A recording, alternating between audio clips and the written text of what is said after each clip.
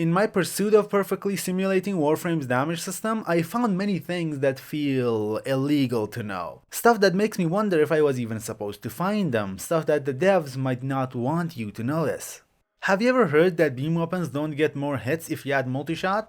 It is true, but not quite in the way one would expect. Normally, multishot simply shoots a second projectile or does another hit scan check and then run the full taking damage code once again.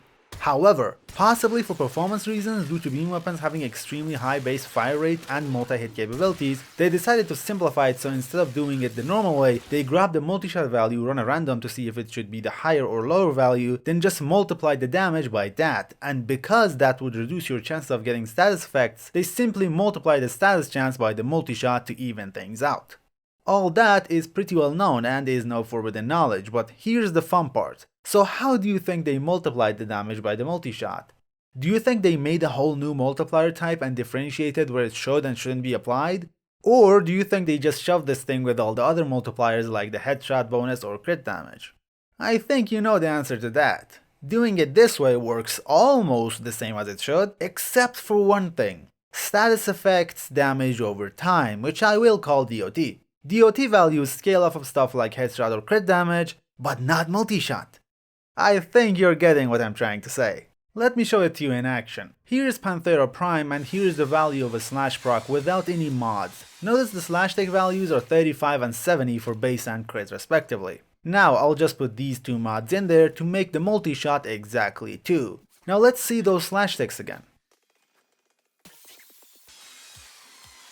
Notice something? While we're here, let's also see the status multiplication in action. So if we get a status chance of above 50% with a multi-shot of 2, we should never get a hit without a status effect and very rarely get 2.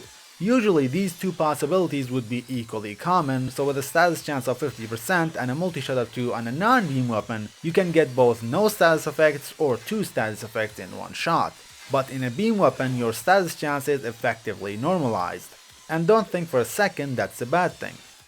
Do you remember the last recommended series where I showed you how insane Phantasma was?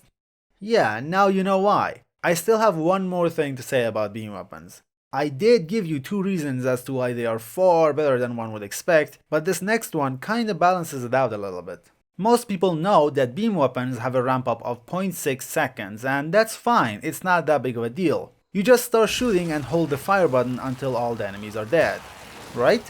Not to mention, it takes 2.8 seconds for it to reset back to the lowest point. And if you stop shooting for less than 0.8 seconds, you won't get hit with any ramp up at all.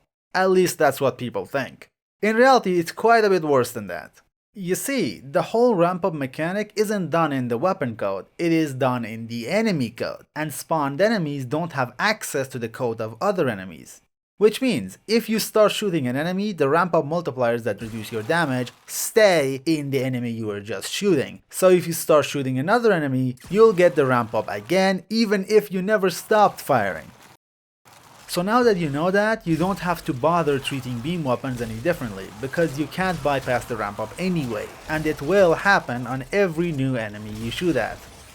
Next up is shield gate, specifically the enemy side shield gate. If you body shot a shielded unit that has 1000 shield with a hit of 5000 damage, that hit will reduce the shield to 0, and from the 4000 remaining damage, only 5% of it will actually deal damage. And if you did the same damage on headshot, the whole remaining damage will go straight through and deal health damage without any loss. That's what I thought shield gate was all about, to incentivize headshots if you want full shield gate bypass. But sadly it is not thus. Have a look at this. This is a level 15 Corpus Tech which has 250 shield and 700 health. And my Arcoplasmor does 2783 damage per hit on both body shot and headshot. When I body shot this guy, I get 127 damage passing through the shield, which checks out. Since we started with 2783, lost 250 to the shield and had the rest multiplied by 0.05, and after rounding for UI we get 127. So, if I go for a headshot, instead of a 5% bypass, I should get a 100% bypass. And since this weapon has no headshot multiplier, we should still start with 2783, lose 250 to the shield, and the remaining 2533 should be health damage. So, is that the case? No! No, it isn't. Instead, the UI says 1166 damage went through, which is wrong on multiple levels. Firstly, now we know that according to the UI, we are not getting 100% bypass. We could use the number the UI gave us to calculate the actual bypass, but there's an issue with that. Remember when I said this guy has 700 health?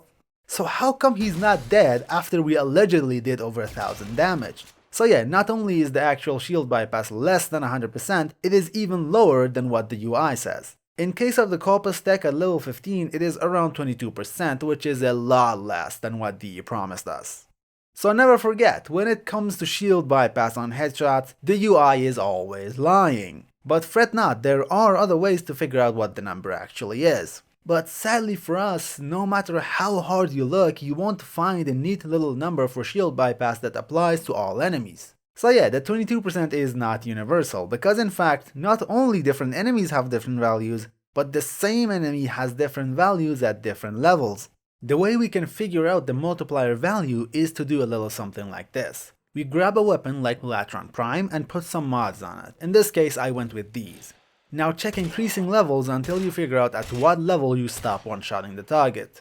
Then run the numbers and you'll get a range for the multiplier at that level. In this case, a level 17 elite crewman has a multiplier over 80% and under 93%. For reference, the same unit has a multiplier of around 55% at level 4. Just make sure to test your health and shield values with the Frost and Equinox method to confirm those are actually correct. Next up, a lot of you do know that condition overload like effects only benefit direct damage and not AoE. But did you ever stop to question what counts as direct damage and how they could implement such a thing? I mean, sure, they could implement a new manually filled stat that only AoE hits half so they won't get the benefit, but let's be realistic, that's a really annoying way to do it. Instead, they did a little something like this. If is the first fire mode, get buff, which basically means the only part of a weapon that gets any benefit from condition overload like effects is the very first listed hit in the weapon stats. So if you were to find an AoE weapon with only one fire mode, it would get the benefit. This is why Arcoplasmor gets the benefit while I would consider it AoE.